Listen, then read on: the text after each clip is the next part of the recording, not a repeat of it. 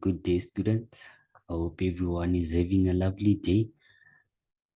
Today we're going to be dealing with finance decisions and investment decision because of students often get tricked on what pertains to which.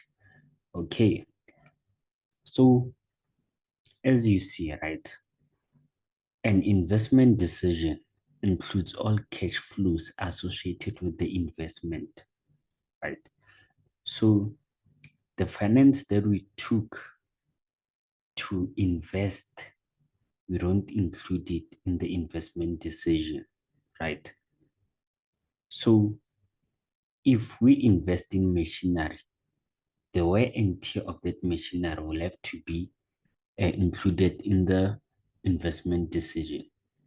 So now an investment decision is only calculated using the NPV, right?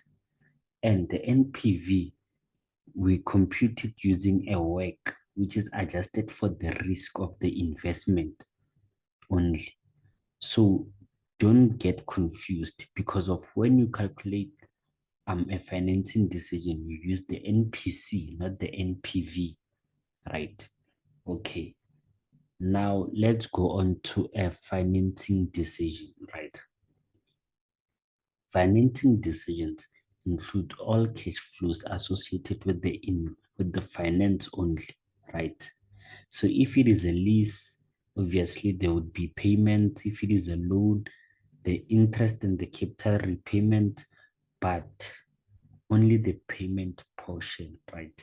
And the interest will be deducted at the amount, the tax benefit on the interest will be deducted, right?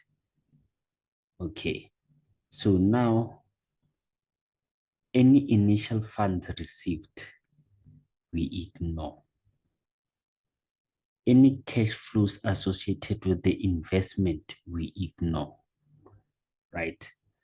And we discount at the after tax cost of debt and not the work, right? So normally, why would you compare an investment decision or a financing decision, right? It is when you have to ask yourself whether should I finance this investment? Will it be profitable in the long run? Because of at the end of the day, you need to check whether if I finance an asset for 1 million, the total payment of the loan will have to be lower than what I can obtain from the investment over the period of the investment.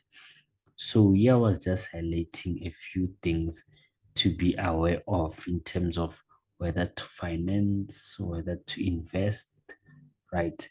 So always remember that in financing, right, there's a lease and a loan. You can finance with them. But remember that with a lease, you won't get any tax benefits on interest, right? Because of a lease doesn't have interest. And in terms of a loan, you would get interest tax benefit. And remember, with a loan, you could maybe loan to buy a car which has a residual value at the end, so you'll obtain money at the end. But with the lease, you find at the end of the lease period you own nothing. And with a loan, you can claim capital allowances on the equipment or vehicle or whatever that you have bought using the loan, right? But the disadvantage of a loan is that capital repayments are forced and the shortfall of the loan might be very expensive. So, and it might be long term. So a lease is often short term and it is often less expensive as in comparison to a loan, and a lease is easier to walk away from, right? A loan, you'd bear the cost of maintenance, and in terms of a lease, sometimes and at most times actually, the maintenance costs are incurred by the lessor, right? So I was just showing you an example, but I'll also do a video where I'm explaining you how to calculate an NPV and an NPC. Okay, this was a short, quick lesson, and I hope everyone benefited from it. I wish you all the best for the rest of your day. Okay, thank you.